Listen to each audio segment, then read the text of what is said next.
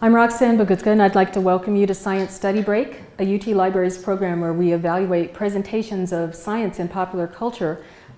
Typically what you see when you come to one of our Science Study Break presentations is the popular culture is usually a TV show or a movie, but we've been itching to get into graphic novels for some time, and we couldn't have asked for a better entree to graphic novels than having Jim Ottaviani here this evening.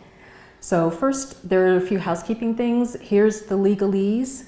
As you can see, there is a gentleman in the back who is recording this program, and you'll be able to relive it later out on YouTube. But if for some reason you can't be recorded and broadcast, then you need to, pull your hoodie up now or something so it can't be seen. Okay. We very much thank all of you for coming out on a Friday evening. It's wonderful to see such participation and such interest. And we also thank our generous sponsors, the University Federal Credit Union, who's made it possible for us to do bigger and better and more programs this year. So thank you, University Federal Credit Union.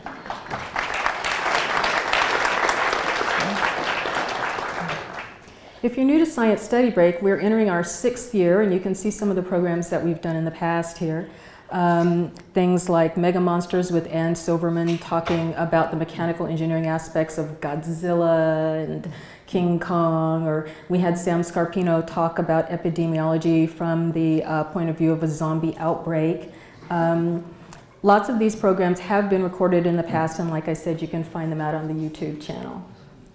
If you'd like to suggest a Science Study Break, you might notice there's some little half sheets on the arms of your chairs. That's the feedback form that we'd like you to fill out before you leave. There's pencils and pens at the back if you don't have one, and so if there's a presenter that you think would be a good candidate for Science Study Break, or a show or a graphic novel or a movie that you would love to see explored, then do let us know.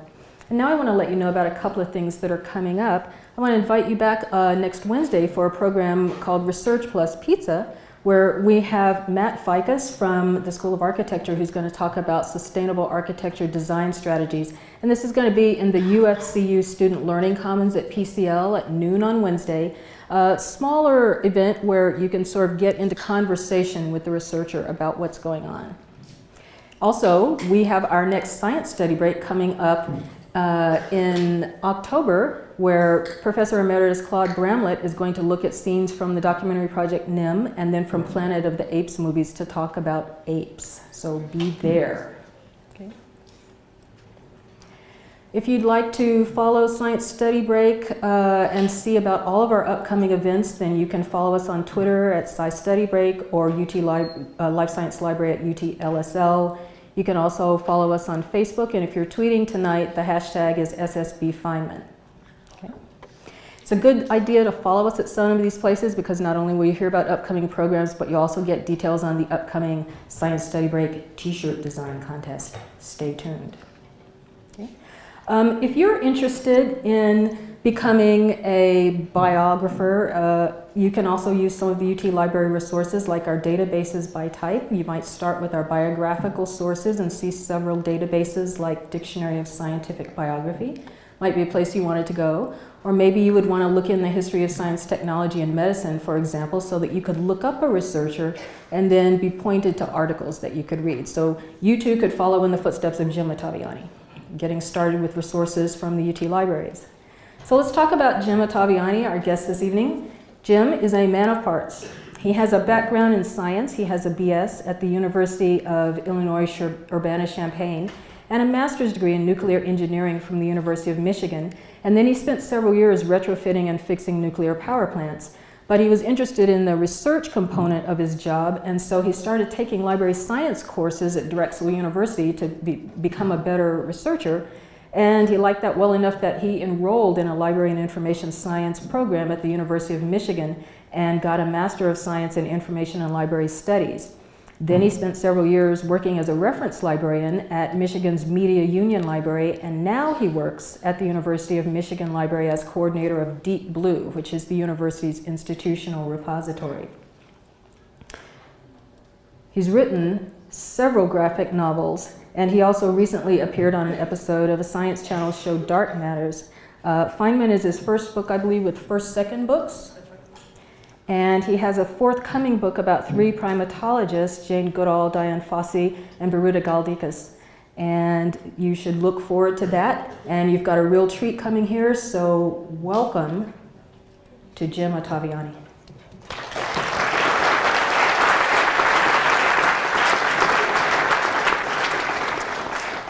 Thanks. Thank you, everybody, for coming. It's a Friday night. I'm not sure I would have done this if I was a student. But I'm really grateful that you did, and I'm really pleased to be in Austin. I've come here a couple times for library events, but never been invited to talk about comics. And comics is something that I like to talk about a great deal, as those who have been in some of the classes and seminars that I've been invited to attend this today can attest to. So if you've already been to one of the talks that I've given brief, there are parts where you can snooze or go get more pizza. And this is really good pizza, whoever decided on this. I compliment you. What I'm here to talk about is Feynman, the book, Feynman, the person, and more generally, comics. And specifically, why we did what we did and what we left out in the process of doing it. So let's get the elephant out of the room right away. Why would anybody even do this? Comics about scientists is not the first thing that comes to mind when people think about literature or even communicating science to other folks.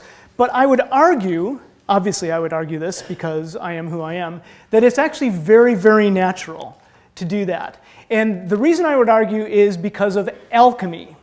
And here is an alchemical text, right here. It's from one of our favorite alchemists, Isaac Newton. And you'll notice, if you survey through alchemical texts, that there are A, very few pictures, and B, a very strong desire to not communicate while staking a claim to something that is allegedly very important, but you don't want to tell anybody about. Now, I'm not going to argue that this, a Feynman diagram, named after the guy that we're all interested in, is any more obvious to the average reader than this thing was.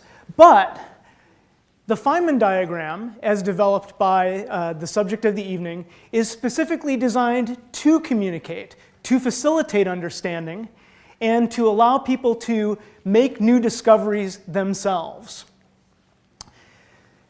And I would say science and imagery have been related, tied together for many, many years. In fact, starting with minus 1700, we've got this cuneiform tablet, which is demonstrating how to calculate what? The square root of 2. And I'm going to need a cheat sheet for some of these other images as I roll through. But here's Copernicus in 1543, demonstrating a new system for the universe, which got him into a bit of trouble. Maybe he would have been better off not using pictures. From 1570, one of the first pop-up books ever, and it was designed to teach geometry. Here's Ruccioli, again summarizing Copernicus and post-Copernicus theories on the universe, and we're now up to 1651. Here's Isaac Newton again, but this time trying to tell you something. And it actually works quite well. A guy named Playfair. He's a practitioner of what many people think of as the dismal science. He was an economist. And these are the first pie charts that have ever been recorded. Von Humboldt, showing the types of plants that live along the equatorial plane, and what better demonstration of how things change with altitude and with rainfall than to actually show a cross-section of a mountain by the equator. We probably all recognize these finches from Darwin in 1839. And while I don't have a credit for this, I do know roughly when it happened, and I use it specifically not because it's such a particularly interesting image, but just to note that if you take out the figure numbers and maybe put boxes around it, you do in fact get comics. It doesn't have the narrative thrust or storyline that you would expect maybe from Calvin and Hobbes, but it's there right then. Here's Niels Bohr's hydrogen atom. He actually proposed the model initially in 1913, but I was trying to play fair with the credit for the actual image here. Here is Lemaitre and graphing the Big Bang theory and demonstrating how he thinks the universe started to evolve. And Edwin Hubble, here again, we've almost got a story happening with this diagram about the evolution of galaxies. Feynman in 1949, you'll see this image a lot this evening. 1953, everybody recognizes this notion of a double helix, and this is Crick's first sketch of that. And an image that launched 1,000 comic strips from a guy named Howell, because it's perfect as comics. So we get this, and then we get this, and actually this is my favorite, and it's a relatively recent one from Dan Perauer. And the reason I like this is because it works regardless of what you believe. I think it's funny for both sides of that. It's probably not a discussion. Well, anyway, I think it's funny.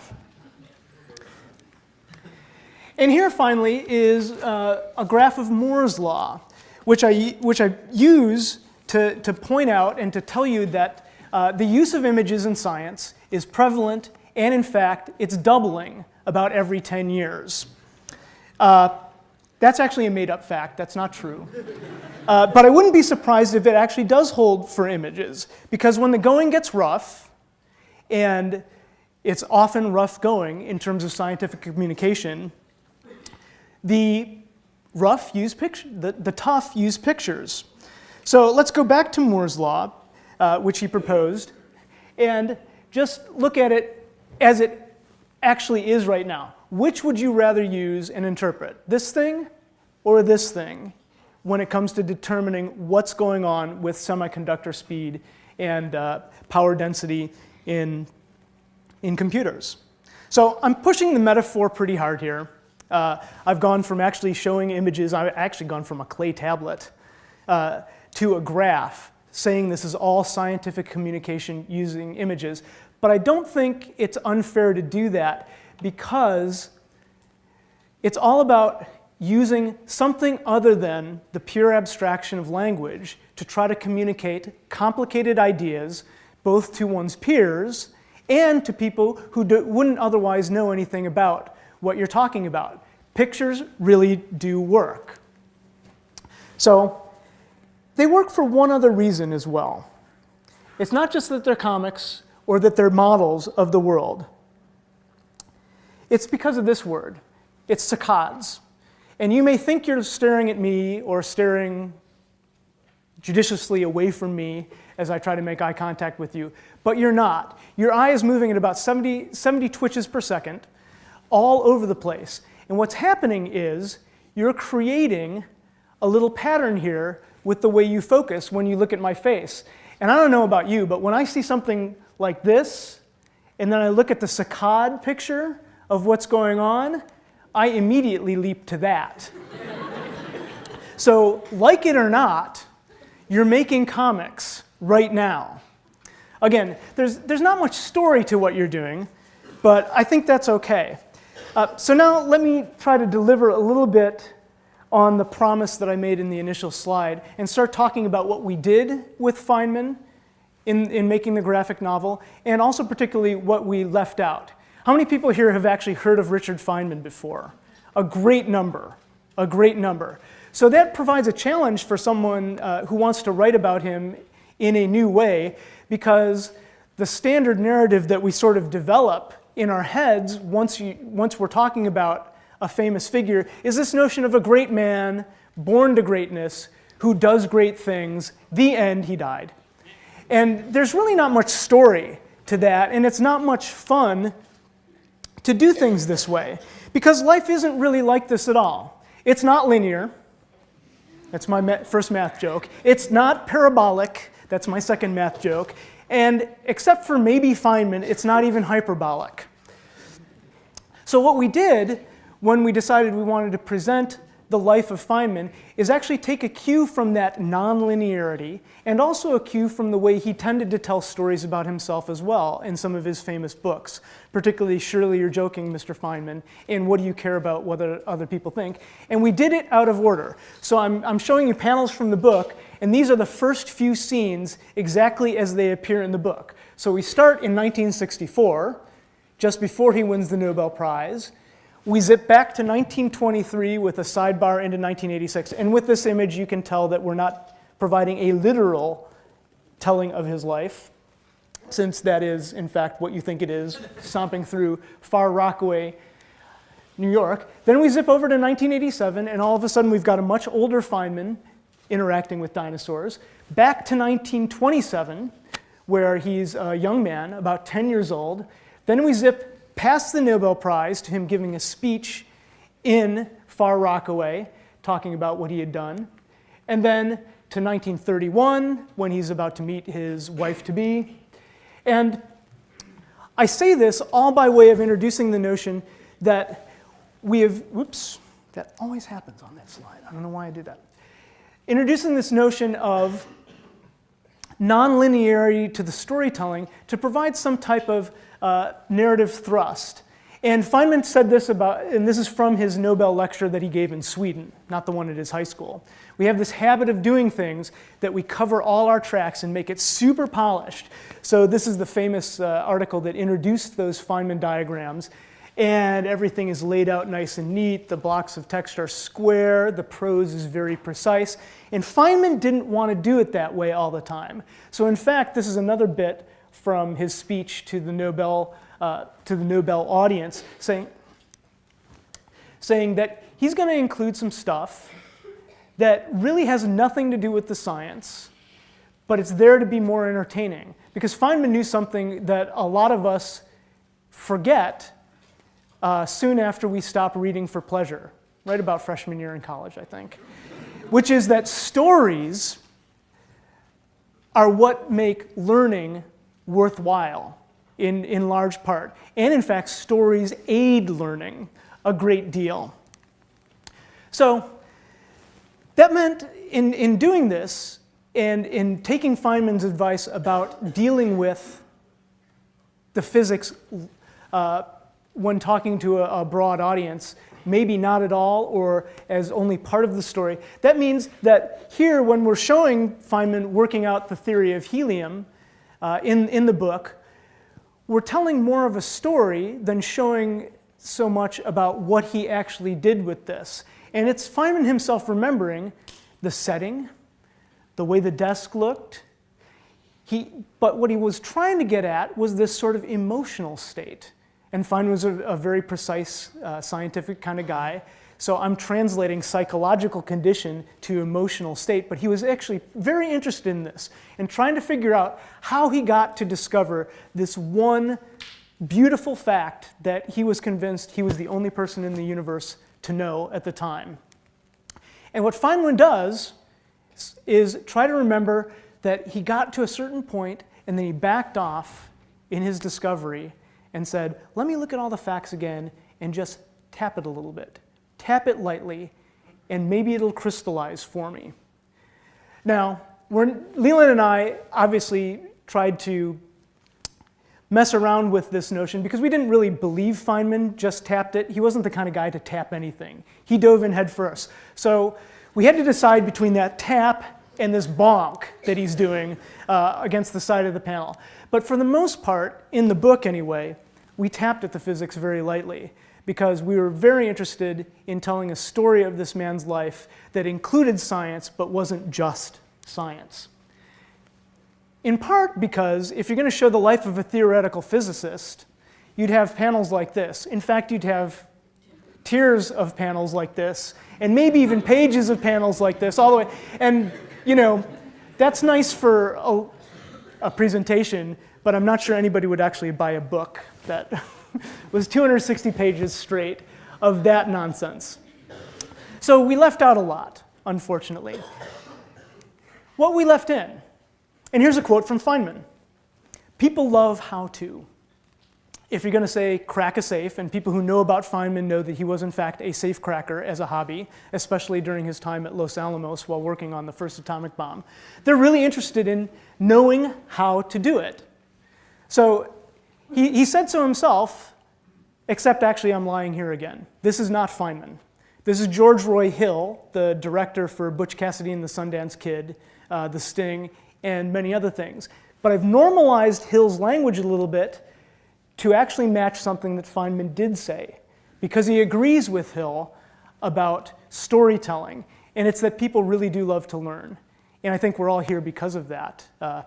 People love to learn, and in Feynman's original quote, he put scare quotes around entertained, but I like it without, and I'm giving the presentation and he's not, so I left him out to be straightforward. They're entertained enormously by being allowed to understand a little bit of something they didn't understand before. Feynman knew this about telling stories and about teaching, and that's why when the YouTube videos that Roxana was showing as people were filing in, you noticed that he was often just telling a story while he was also slipping in a very serious lecture about what's knowable and unknowable in science, for instance. So we did tell a little bit about Feynman's work on quantum electrodynamics, with Feynman being very satisfied that QEDs does in fact explain how mirrors work. Very good. And we show him talking about how to do these sorts of thought experiments and calculations in his head. So I'm just going to zip through here. I'm not going to expect you to actually read anything. But notice that if you've ever watched him lecture, and as Roxanne showed, there are plenty of opportunities to see him on YouTube, you'll see that he was a very visual person, very demonstrative, a lot of gestures. But we did have to leave a lot of stuff out, even when we just got to the story of his life. And there have actually been some criticisms of the book that I've read, some of them very good, and which I've, like, check, don't do that next time in the next graphic novel. But some of those criticisms have focused on the fact that Feynman was a great writer himself, or at least a great storyteller from which other people would transcribe his writing.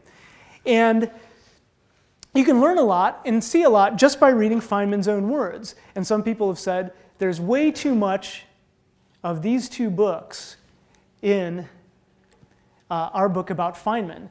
And this actually makes me very happy, because I'm the kind of guy I am. I've done the math, and that's about how much of any of those books is in our book. There was so much to leave out. So when people, sorry, never do that.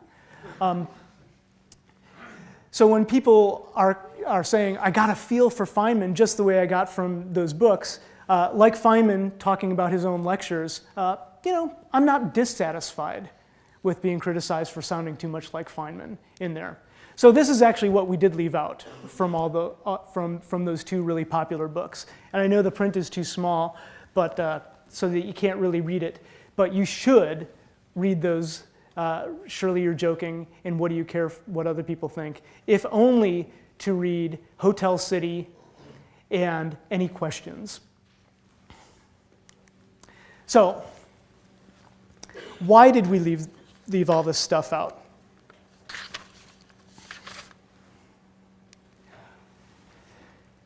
And here again, I fall to Feynman to guide me in what I should have done. This is a quote from a letter that he wrote to a German publisher after his very first book came out, Surely You're Joking, Mr. Feynman. And the German publisher who wanted to do a translated edition had contacted Feynman saying, look, this is a great book. It's a bestseller in the United States, and I know it's doing well all over the world, and we're putting together a German edition. But the translator and I have decided that there are some pieces of the book that are just not important for the German reader, and we would like to remove those.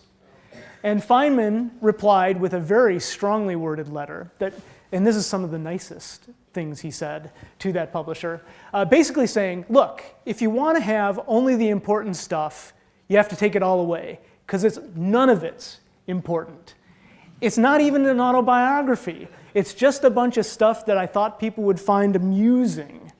So Feynman knew, and had to teach me and Leland, that a bunch of stories is not the same as a story.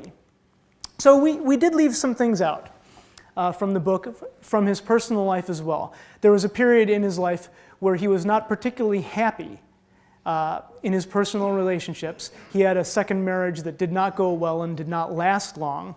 And here's a scene from that marriage, one of the few that we show, where his somewhat clueless partner at the time says, this old bore is called for you. And the physics majors probably have already gotten the joke. This is a man named Niels Bohr, the founder of quantum mechanics.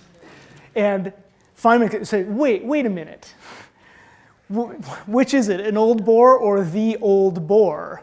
And as you can see, his wife didn't really see the difference. And there's a major one with that. And this is one of many, and this is sort of a trivial, humorous example of why that marriage didn't work out particularly well. So we left a lot of that stuff away, and we did this, why? Because I think Tolstoy was wrong. And what I'm saying about Tolstoy is, there's a very famous line from the beginning of Anna Karenina, which, again, I'm going to read so that I don't misquote it. And it's this: all happy families are alike. Each unhappy family is unhappy in its own way. And that's a great opening line for a book. But it's not the story of Feynman's life, I don't think. Because the real story of Feynman's life was how he started with a very happy family, the family he was born into, his mother, his father, his sister Joan, who also became a scientist. Then another happy family that he created with his first wife, Arlene, and she was very ill at the time they married. Then there's this period where it's not so great, but then he rebounds and creates the ultimate, as in the final one that he needs, happy family, with his third wife, Gwyneth, and his sons, Carl and his daughter, Michelle. And that's the story we really, really wanted to tell. And again, we left a little bit of the science in, but Feynman's impact and career was so vast that we had to leave most of that out. And this time we left it out because Feynman's cabbie was right about his science, in that there was a situation soon after he won the Nobel Prize. He's getting interviewed on TV, as Nobel Prize winners do. And as TV interviewers tend to do, tell me in as short a time as possible why you won the Nobel Prize for physics. And Feynman had been struggling with this. He was failing on TV, and Feynman was not a guy who was used to failing. He was struggling with this, and he couldn't figure out why. And finally, a cab driver delivered to him the answer why. And this is one of a relatively few number of times where Feynman makes himself look a little bit bad in a story, just because it's way funnier to make sure that you get the cab driver to deliver the good line and not Feynman himself. So, what would Feynman think about doing a graphic novel about himself? That's something that was running through my mind the whole time I was researching it and writing it, and even more so while Leland, the artist, was spending the roughly 2 years that it took him to draw the darn thing. And I'm still not 100% sure, but there's an incident from Feynman's life, it comes relatively late in his life, in fact, that I think provides us a little bit of guidance of what Feynman would actually think about this nonsense over here. And here's the context. His kids are, I think, 10 and 6, something like that. His friend Ralph Layton is over for dinner that evening, and they're finishing up the meal, and as it often happens in elementary school and in middle school, quizzing the kids on what they learned today, and there was this geography thing, and we're learning the capitals of the various countries and stuff like that. And Feynman says, "Did you learn about Tuva?" And this is early 80s, I believe. And so the Soviet Union is still fully functional, well, as functional as the Soviet Union ever was. And everybody at the table says, "Tuva? There couldn't be any such place. That's a really goofy name." Feynman, of course, knew, because he had been a stamp collector when he was a little kid, and he had gotten some Tuvan stamps, and they're really neat looking. They're big triangles and big diamonds, and they're really nice engraving and cool colors. So he knew Tuva existed. They pull out the They pull out the atlas, and they're looking for Tuva, and there they find it, right in the middle of Soviet Russia. And they're poking around because they'd been talking about capitals, and they find the capital name, and it's Kyzyl, K-Y-Z-Y-L. And everybody looks up and says, any place that has a capital that has no real vowels in it has got to be an interesting place to go. So they decide right then and there that they want to go to Tuva. The whole family does. And so Feynman and his friend Ralph start trying to make this happen. The first thing they do is send a note to Intourist, which was the official Soviet Union tourist agency, who respond politely but firmly that Kyzyl is impossible to visit. I'm sorry, there's just no way to get there. It's in a forbidden zone or something. And as you can imagine, Feynman was cool with that, and they said, oh, well, we'll do something else. No, he wasn't cool with that at all. He's going to decide, along with Ralph and Gwyneth and everybody, how to get to Kyzyl. And that's the context for this clip, and that's a really long prelude to what would Feynman think about doing a graphic novel about science. So here's Feynman. It's very simple. I propose to give some lectures in Russia. They would be delighted, I think. I come there and I say that one of the conditions is that I travel to Tuva. And they say, indeed, it's fine. And then I say, but I give the lectures in Moscow after I visit Tuva. See? And they'll have to say yes to that. So while you were laughing, he said, having learned a little bit, you see. So here's Feynman. And I would argue that he's doing science right here. I've got a theory, and I can in fact do a Gedanken experiment, I did it again, a thought experiment, and see how things might play out with my theory. I say I want to go to Tuva. They say, great, sure, Dr. Feynman. I say, I'll give some lectures in Moscow. They say, even better, come on over, we'll pay your expenses. And then I say, I give the lectures after I get to the place that I really want to go to, and then they're stuck. If it's not science, it's at least engineering, right? So he's got that going. I never understood before why I don't want to do it that way. And now I suddenly do. The whole idea is to have adventure. The way to have adventure is to do things at a lower level. It's not to ride on the freeway and to stop at the Holiday Inn. So he had science in his hands. I would argue here that he's saying, I'd rather have art in this case. So what would Feynman think about our sacrificing a little bit of truth, leaving some stuff out of the book in favor of getting a little better story out of it? Well, I don't really know, because Feynman's been dead, unfortunately, for quite a while. But I have my best guess, and I hope I'm right. That's all I've got for the formal bit. I'd love to hear from you.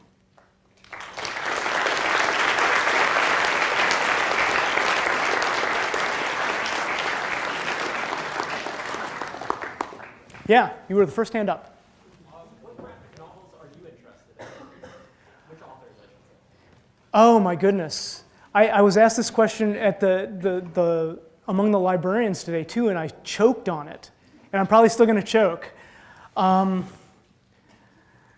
told them, so their actual question was, what are you reading right now? And the book that is right by my bed is a book called Infinite Kung Fu by Kagan MacLeod. Not really highbrow, but it is fantastic. I'm really enjoying it. I read quite a number of graphic novels. The ones that have made the most impact on me have tended to be the true stories or things that have really challenged the boundaries of a particular genre. So you think of a book like Watchmen. You think of a book like Mouse by Art Spiegelman. Watchmen was by Alan Moore and Dave Gibbons. Persepolis by Marjane Satrapi is one. Fun Home by Alison Bechdel.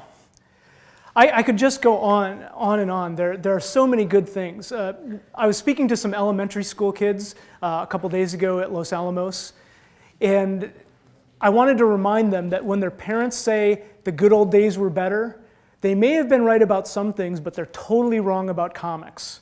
Because this is much better environment for reading comics than it was when I was a kid. There are so many more types of books. Oh, I just thought of Joe Sacco's Safe Area Garagda.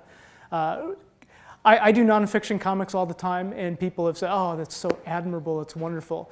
Joe Sacco gets shot at in Bosnia and imprisoned in Palestine to do his comics reporting. That's actually admirable. The paper cut I got in the Caltech archives is just not, doesn't stack up.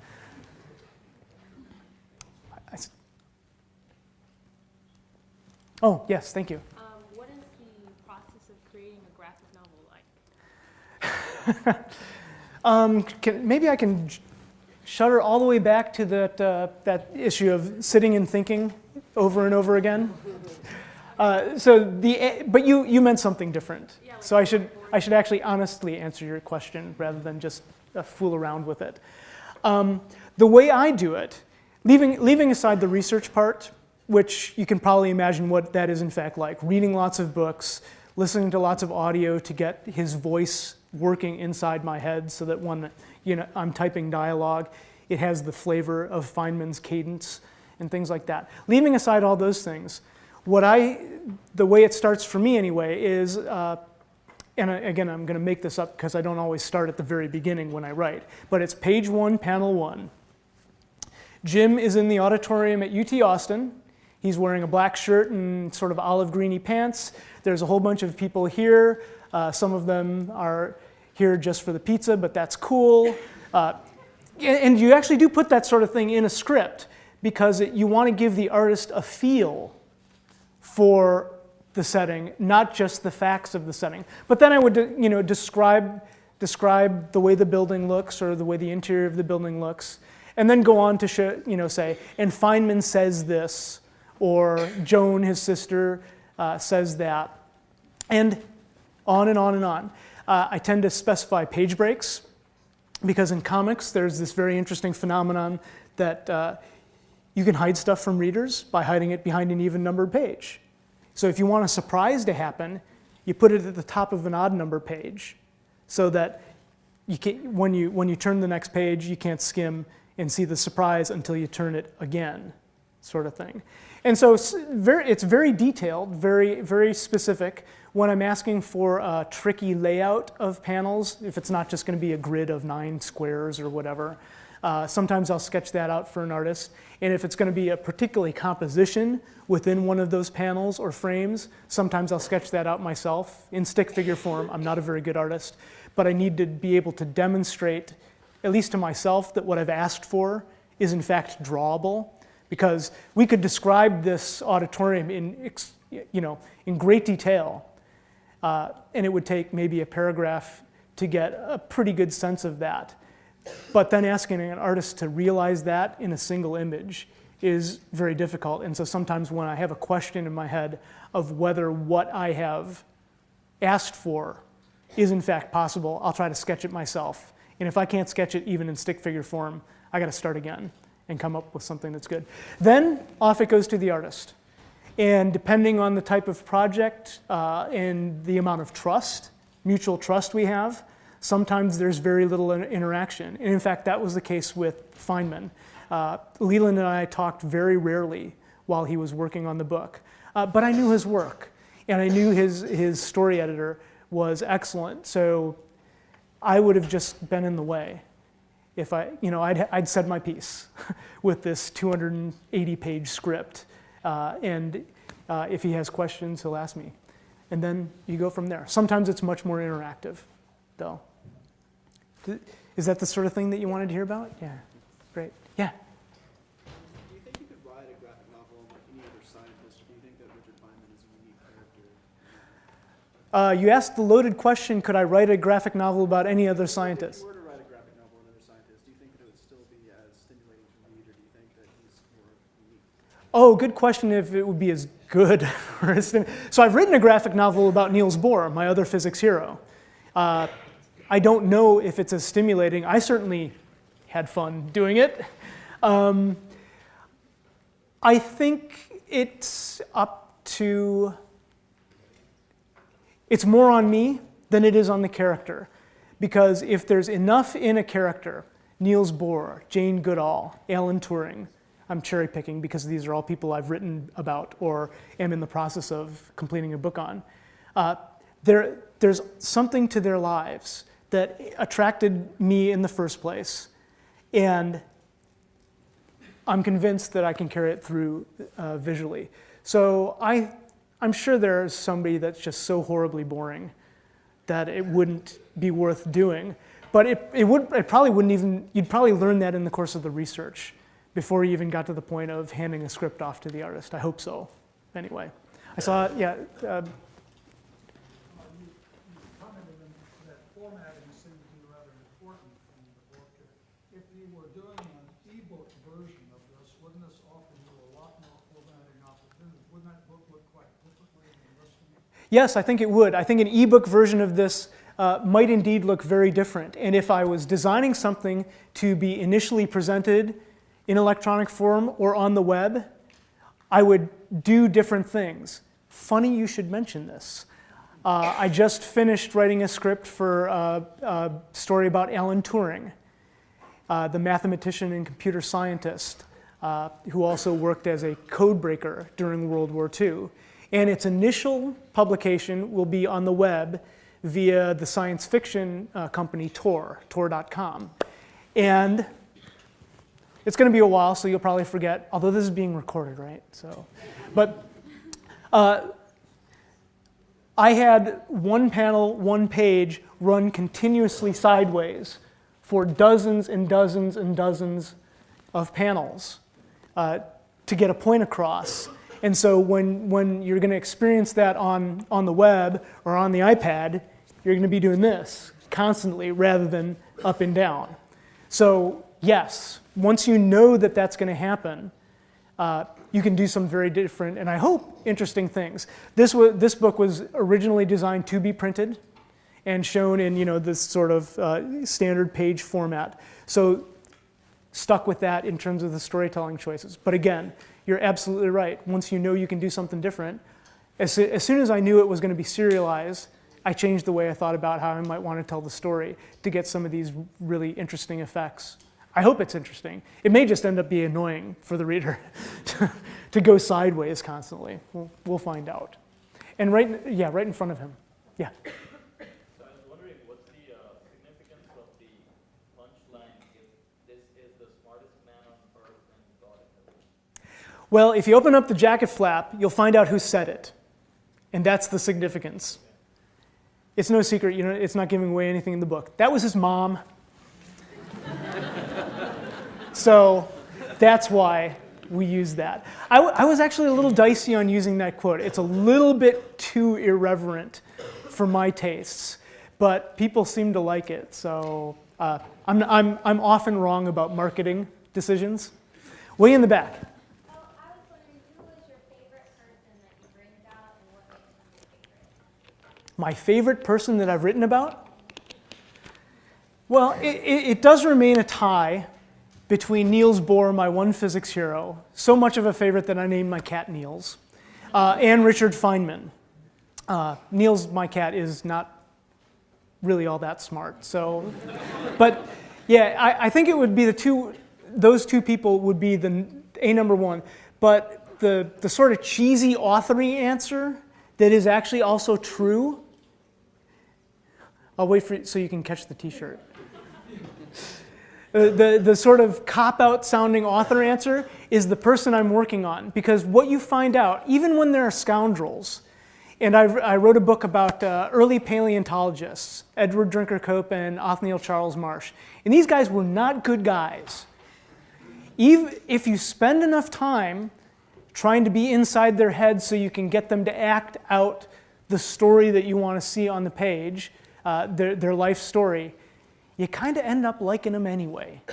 And so all of the characters start to become sympathetic. And I think if you talk to any writer of biography or of novels, you'll hear a very similar reaction in that I spent so much time with this person, even though it's a biography of, pick your favorite evil or mean person, I found I sympathized at least a little bit with some of what happened in their lives or some of the things they did, because you do spend all that time with them, and like I said, trying to get inside your head. Yes? Feynman is an excellent case. He's a multifaceted person. Yes. He's a scientist and also a musician. And I'm really wondering is how do you think of the relationship between a scientist and musician, or generally the artist? Or is there any chance I major in engineering to have relation with the artist? I'm not sure I got the last part of the question, but let me answer the first part first. So the question was, Feynman was a multifaceted person. He was particularly a musician and an artist. And what do I think about why that occurred or how that occurred? Is that right? And Feynman in particular appeared to have so much energy and so much joy of life. He was just fundamentally interested in the world as a whole. And I think that's part of what made him a great scientist, is his curiosity, his interest in trying new things and seeing how they worked. And it led him, in that Nobel lecture I showed a panel from the very beginning of the book, where he's talking to his high school. In that scene, he tells how he was miserable at many, many subjects, which he was now trying to correct in his adulthood. He was trying to learn more languages. He was trying to learn to draw.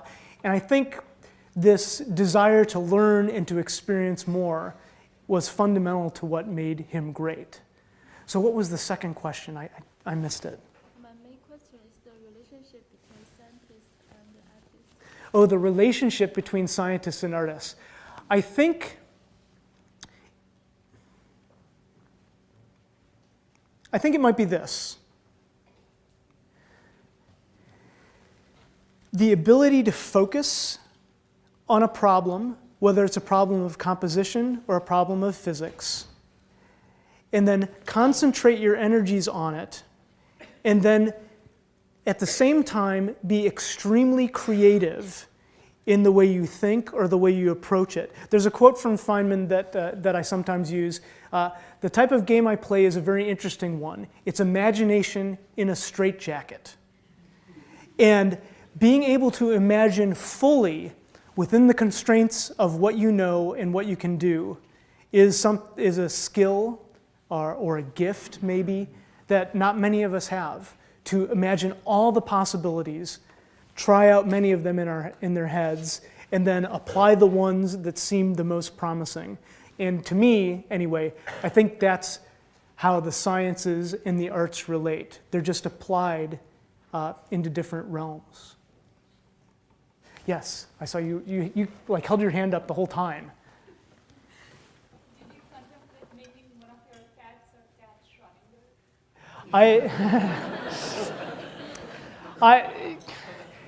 I have not contemplated that. It's a little too easy.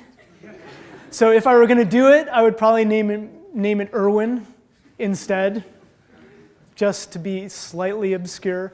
You're the next person I saw. Sorry. I was just curious if you got into graphic novels and comics specifically to explain science, or you had a prior interest, as a kid, maybe just in comics in general. Yeah, I certainly enjoyed reading comics most of my life. I wasn't much of a comic book reader until college, but I certainly read the comic strips, Calvin and Hobbes, Peanuts, Doonesbury, all these things.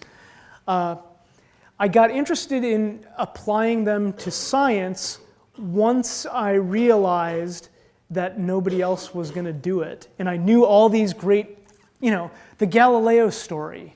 It's an amazing story. Not all that many people know it. Feynman's story is an amazing story. The story of Hedy Lamarr, the film star, who's responsible for the cell phone technology that's in your pocket right now. Amazing story. But these are things that not a lot of people knew. Some people only will approach storytelling through comics. So I wanted to see if maybe I could get these out there for them. And there was someone right here, yeah. Right. To that end, your audience is kind of what we're seeing here. Any intent on taking it down to the lower level to inspire younger students, children to be involved in science and mathematics? Yes. Right. So I'm glad you pointed out the audience that I'm seeing here. If I had given this talk 15 years ago, there probably would be 2 women in the room, as comics readers anyway. There would be more than that as physicists. But as people who had read comics before, there would be very few. This room kind of looks like the rest of the world, which is not what I'm used to coming from comic book conventions, which is kind of nice. To go to the younger reader level, the answer is yes. So the book I did just previous to Feynman was a book called T-. It was about the space race, and it was targeted at, say, the 8 to 12-year-old age range. My friend and the artist for the book, Xander Cannon, he and I, and Kevin Cannon also worked on the book, and they're not related, but they share a studio. Xander and I decided very early on that we were going to make these 10-year-olds bring their A game to the book. So it's a little bit of a higher level, so much so that it got more reviews like in the mainstream press, like the New York Times, than it did in like the school library journals, which didn't bum me out, but it was just sort of interesting. So yes to that. And the book about Jane Goodall, Diane Fossey, and Brudig Aldecas is specifically targeted at the 10 to 12-year-old girl audience. So I needed a lot of help from my editors to do that. Because I've never, it's a very different type of storytelling. I handed in the first draft to Callista, and she said, "That's very nice. I think you've got the story structure great, and all the facts are down, and it looks good. Where's the emotion?" And the nuclear engineer in me said, "Emotion? What do you mean?" And she said, "Remember your audience. These are kids that are, these are kids, and one of the main ways they're just approaching adulthood." And they're feeling stuff really strongly. And it's almost overwhelming for that 10 to 12-year-old age range. And I sort of, yeah, I guess I remember that sort of thing going on. So she has helped me rework that to better fit the audience.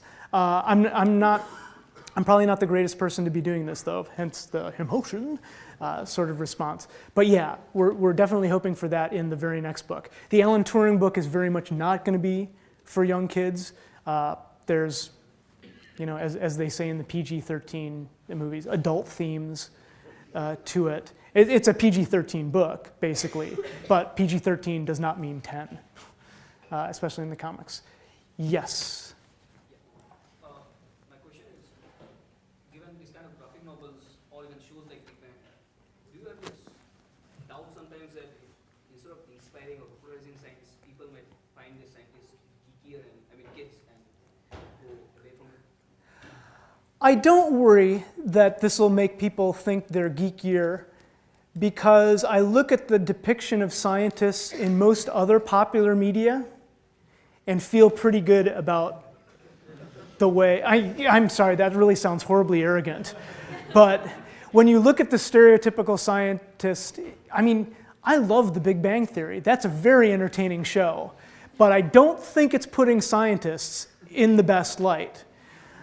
And I think I have more latitude to do things a little bit more balanced and show, Feynman as a truly happy family man, for instance, and someone who is interested in art and interested in music and all those things. So I hope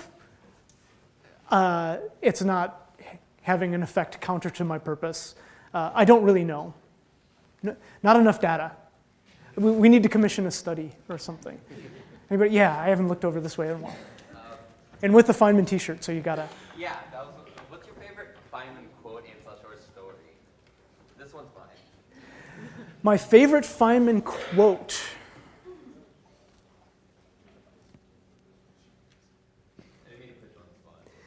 Yeah, you did. But I don't think I can do it. There are so many. I included a great number of them in this. And actually, we didn't. Sometimes when we don't have nice video like Roxana was able to provide, I run a slideshow in front of this. And maybe it's the one, and it's too long a quote for me to remember exactly. but it's about him as he's lecturing about quantum electrodynamics to a popular audience and say, I can see you shaking your head saying, I don't understand. I can see you shaking your head saying, I don't like it. Tough. I don't understand it either. I don't like it either, but that's the way nature is. And I think that's a really good summation, at least. It may not be the best Feynman quote, because I'll be walking home back to the hotel room tonight, and the thing I should have said. The taxi driver will tell you. Bravo. Yes, sir. I guess my question is, Feynman was a communicator, and he often looked at things from different points of view, which is part of the reason why he was so great at things. And Yes. sought out in his scientific pursuits. So I guess my question would be, does your graphic novel actually convey that sense of Feynman to the reader? That he was that kind of extravagant figure who looked at things from different perspectives? I hope so. I hope so. The scenes where we show Feynman initially presenting his ideas on QED, and the skepticism and difficulty that other physicists had with wrapping their heads around the way Feynman did it, because it was so different from the way Schwinger and Tomonaga, the two people who shared the Nobel Prize with Feynman for these discoveries. Very different formulation. Turns out that that Feynman's is the one that is very commonly used now because it's so powerful, and I think because it's visual. So I hope so, like I said, but I'm sort of soaking in it at this point, and I can't tell whether it's good or bad. Way in the bag. So, people are pointing at this person to, okay. How has the process of writing this novel expanded your understanding of Feynman, the person, in addition to Feynman as a physicist? The process of writing, I think I described it a little bit when we were talking about heroes and villains sort of thing, and learning to sympathize with folks. Let me sort of hark back to the research stage and getting to go into the basement of Caltech where Feynman's papers actually are, and reading some of his original letters and some very personal things. Feynman has sort of achieved this godlike status, especially among physicists, but Freeman Dyson just argued in an article he wrote that maybe among the general population as well. And I feel that way about him. I think he was, I can't remember, and Sasha, maybe you can remember, who said about Feynman that he was not an ordinary genius? Okay, so physicists who knew him, let's pretend that it's John Wheeler, his thesis advisor, said this. It's probably not true, but there are geniuses that you know. And you imagine yourself, if I just worked a little harder, was just a little bit brighter, a little bit more focused, had a little bit clearer vision of where I wanted to go, I could be that person. And then there's Feynman, which nobody could see how to make the leap to some of the things that he did. Given that he was that type of person, the fact that he started to feel very real, very human, very flawed in a number of ways, I think that's the most important change of my perspective, is he really got humanized. He became much more human the more I learned about him, and the more I admired about what he had accomplished. So they weren't mutually exclusive. I admired him more, and he became more human. And I think that's really cool. Apparently Hans Bethe. Hans Bethe? Thank you. Hans Bethe said that about Feynman, that he was not an ordinary genius. Roxana, would you like me to call on someone in particular? I think her. Okay. Her. Hi. Hi. I was wondering, what does the research process look like? Like, what kind of sources do you look at? Yes. How long does that take you to get that all compiled? Yeah, so the research process looks very much like what you were taught, maybe in high school or now in college. It's mostly reading a lot of books. But with Feynman, he's a fairly well-documented guy, both by himself and by others, because he was an interesting person to know, so people like to write about him. So there was also a fair amount of video to look at, not dramatizations of his life so much. In fact, I would specifically want to avoid those things so that I could tell the story without stealing from somebody else inadvertently. But watching him lecture, to see his physical style, to see the way he dressed was important. And we cheated in one significant way on the way he was dressed, and we found this out later. We didn't realize it at the time. So I'm going to do a little digression here to answering your question. Leland depicted Feynman all the way through the book with his sleeves rolled up. And when Carl Feynman saw the images, the final images, he'd go, you know, my dad really never had his sleeves rolled up at all. Go back and look at the reference photos. And we looked, it's like, you're right. And then Leland's like, you are not going to make me redraw 260 pages to roll down the cuffs, right? And we made our peace with this akin to a superhero costume. Feynman's costume is his sleeves are rolled up because he's a guy who dives in hands first and really gets them dirty and works physically. So, end of digression. Research process. Reading a lot of books, watching videos to get his mannerisms and get his speech patterns down, listening to a lot of audio. But the most precious stuff is talking to people like Ralph Layton, who knew him well, and then going to those original papers in the archives to see the things that didn't make it into some of the other published books. My favorite bit was that speech that I showed very early on, his second Nobel Prize speech is what I call it, to his high school. I've never seen that published before, and there are gems in there, and they're particularly great because he talks about his high school career, which he didn't do in any of his other books. So I learned lots of new and interesting names and new and interesting facts, and it was just a fun speech to go. So if you're going to do something like this, see if you can dive into the primary sources as soon as you feel ready to, or if you can find them, because that's where the stuff that will set it just a little bit apart from, say, the other biographies. Yeah. I have time for one more, then you got to pick. You made me. Patty's orange pub back there. I was just going to ask, was there anything you found out about Feynman while you were researching this that just like really surprised you, like blew you away or anything like that? I was surprised. I'm not going to give you the full answer here because this is stuff that we left out of the book. But I was surprised at some of the letters he saved, and that he actually donated to the archives. So that means the challenge to you is to now go to the Caltech archives and look through his personal correspondence and see what was in there that surprised me.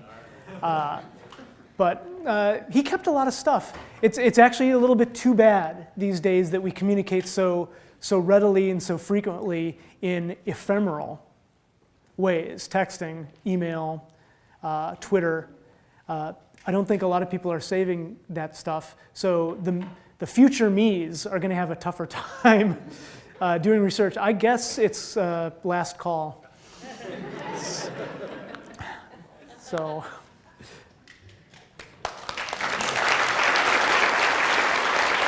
Thank you very much.